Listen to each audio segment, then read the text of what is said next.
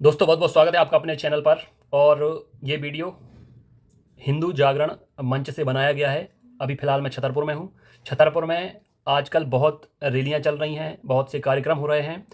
खासकर हिंदू जागरण के लिए हिंदू या सनातन के जितने भी लोग हैं, हिंदुओं के अलावा सिख भी हैं, जैन भी हैं, बौद्ध भी हैं, या जितने भी अलग अलग कम्युनिटी के जितने भी अच्छे लोग हैं, उन सब के लिए है। और ख़ास करके हिंदू एकता के लिए तो है ही, सनातनियों के लिए तो है ही। अभी आपको पता होगा कि बागेश्वर धाम में धीरेन्द्र कृष्ण शास्त्री महाराज ने भी एक पद यात्रा की है। छतरपुर से लेकर उनके बागेश्वर धाम से लेकर ओरछा तक सफलतापूर्वक संपन्न हो चुकी है। लेकिन अब समय समय पर रैली, आंदोलन, कार्यक्रम, प्रोग्राम हो रहे हैं, खासकर ऐसे हिंदुओं को जगाने के लिए, ऐसे हिंदू परिवारों को जगाने के लिए कि जो समय आने पर बहुत पछताने वाले हैं। क्योंकि आज के टाइम में आप देख रहे हैं कि पहले एक टाइम हुआ करता था कि पाकिस्तान में हिंदुओं के ऊपर जुल्म हुआ करता था, लेकिन तब इतना सोशल मीडिया नहीं था, तब इतनी अवेयरनेस नहीं थी, लोगों को इतना इन सब में ध्यान देने का समय नहीं था। लेकिन धीरे धीरे पूरे पाकिस्तान में हिंदू लगभग खत्म हो गए हैं। अब वहाँ इतना अत्याचार, इतना जुल्म हुआ कि या तो कन्वर्टेड कर दिए गए हैं, या धर्मांतरण करा लिए गए हैं, या फिर खत्म कर दिए हैं। और जहाँ भीड़ इकट्ठी होती है वहाँ ना पुलिस कुछ करती है, ना कानून व्यवस्था कुछ करती है, ना कोई न्याय मिलता है किसी को। आजकल यही तस्वीर आपको बांग्लादेश में देखने को मिल रही है। वहाँ पर हिंदुओं के साथ खुलेआम जुल्म हो रहा है, खुलेआम उन पर अत्याचार हो रहे हैं। पुलिस भी कुछ नहीं करती है, प्रशासन भी कुछ नहीं करता है, कानून, न्यायपालिका सब कुछ उन्हीं के हाथ में है। क्योंकि पूरा का पूरा देश, पूरी की पूरी भीड़ उग्र हो गई है। वहाँ पर मुस्लिमों की संख्या बहुत ज़्यादा है, 90 से 95% तक वहाँ पर मुस्लिम हैं। और सभी के संगठन हैं, सभी के मुखिया हैं जो वो बहुत जिहादी किस्म के हैं, अलग अलग तरह के वो बयान देते हैं, लोगों को आक्रोशित करते हैं, भड़काते हैं। और जब भीड़ किसी एक इंसान, दो इंसान पर या कम इंसानों पर ज़्यादा भीड़ टूट पड़ती है, तो वहाँ फिर सामने वाला कुछ नहीं कर लेता है। अभी आप देखें, सनातन प्रभु चिन्मय दास के ऊपर हमले हुए, उनको बिना किसी जुर्म के कैद कर लिया गया। और इसके अलावा उनके जितने भी वकील थे उन्हें मारा गया, आईसीयू में भर्ती हैं। वहाँ तक कि हिंदुओं को वहाँ पहचान छुपानी पड़ रही है।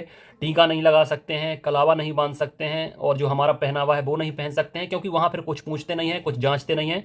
सीधा हिंदुओं को देखते ही मार रहे हैं। कैसे वहाँ पर रह रहे हैं लोग, कैसे अपनी जान बचा रहे हैं। तो उसका विरोध भारत में अब जगह जगह पर हो रहा है।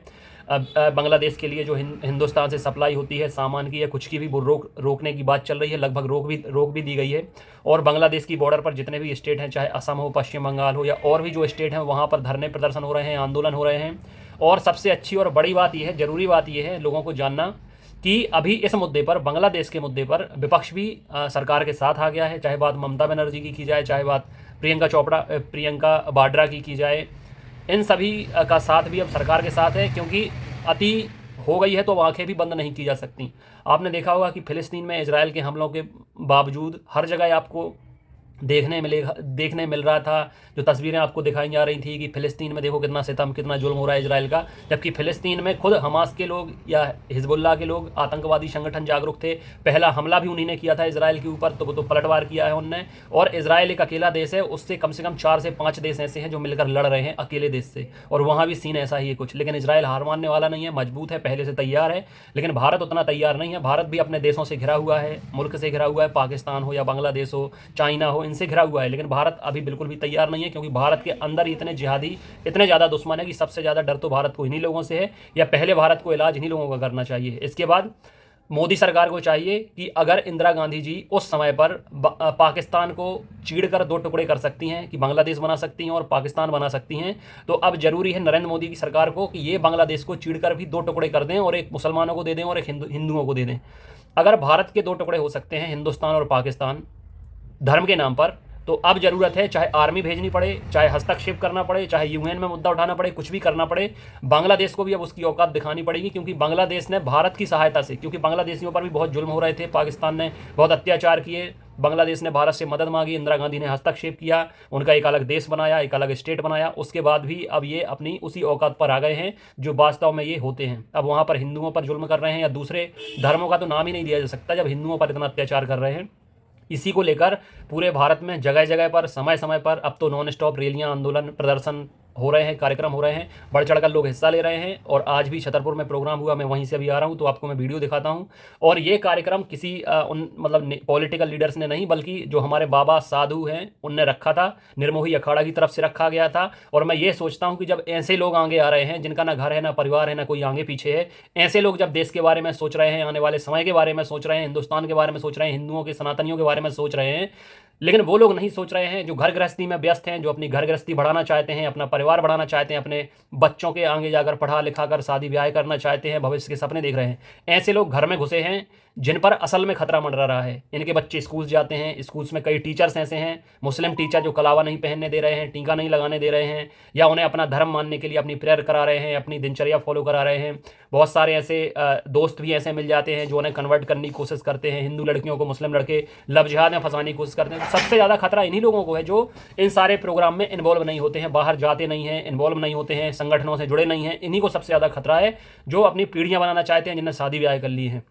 नरेंद्र मोदी का खुद का कोई परिवार नहीं है, योगी का कोई खुद का परिवार नहीं है, जितने साधु महात्मा इनके कोई परिवार नहीं है। यहाँ तक कि मैं अपनी बात करूँ तो मेरी भी शादी नहीं हुई है, और मेरे लिए शादी कोई ज़रूरी हिस्सा नहीं है। यदि मन हुआ तो करूँगा, नहीं हुआ तो नहीं करूँगा। मेरी कोई फ्यूचर प्लानिंग नहीं है। प्रेजेंट में जीता हूँ, प्रेजेंट को एंजॉय करता हूँ, लोगों की सहायता करता हूँ, सपोर्ट करता हूँ, गाइड करता हूँ, मोटिवेट करता हूँ, और हिंदुस्तान के हिंदुओं के सनातन के बारे में सोचता हूँ। इंसानियत सर्वोपरि होनी चाहिए, और सनातन धर्म इसीलिए बेहतर है क्योंकि ये छोटी छोटी चींटी, छोटे छोटे कीट पतंगों के बारे में भी सोचता है।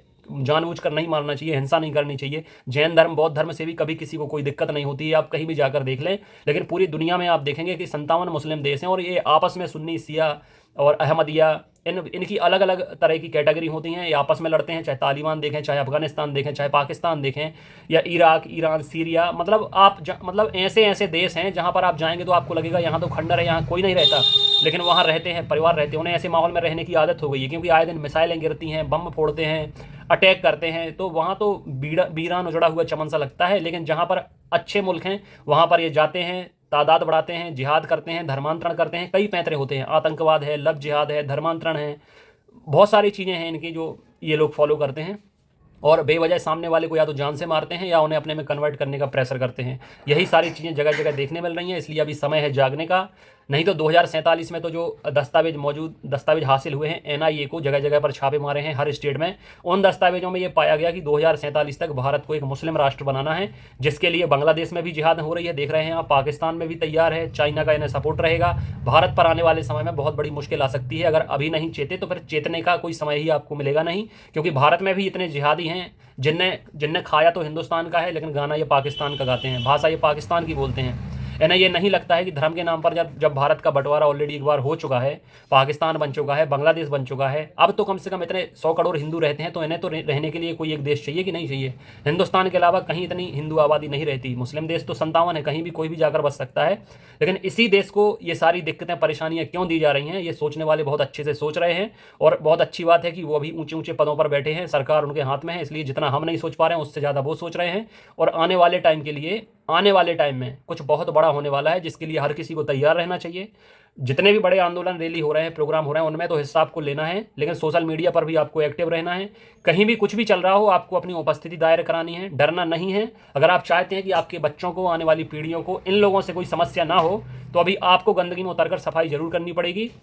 अगर आपने जैसे तैसे ये जीवन गुजार लिया तो आने वाले टाइम में बच्चों को, आने वाली पीढ़ियों को इन चीज़ों से सामना करना ही पड़ेगा। और गंदगी जब तक साफ़ नहीं करेंगे तब तक वो बदबू देती रहेगी। आप ये मानकर चलें कि जब तक अभी कुछ हिंदुस्तान में एक बार फुल एंड फाइनल नहीं किया जाएगा, कुछ बड़ा नहीं किया जाएगा, तब तक ये बात बनने वाली नहीं है। ये चीज़ें चलती रहेंगी, बिगड़ती रहेंगी, माहौल बिगड़ते रहेंगे। हर जगह पत्थरबाजी देखने मिलेगी, पत्थरबाजी सुनने मिलेगी, लव जिहाद मिलेगी, फ्रिज में लड़कियों की डेड बॉडीज़ मिलेगी। ये सब चलता रहेगा आने वाले टाइम में, जब तक एक बार अच्छे से स्टैंड नहीं लिया जाएगा। तो अब पूरा फोकस इन चीज़ों पर करें, बाकी चीज़ें कुछ टाइम के लिए साइड में रखें और एक बार अच्छे से करें, ताकि फिर आप सुकून शांति से रह सकें और इन जिहादियों का कोई खतरा ना रहे।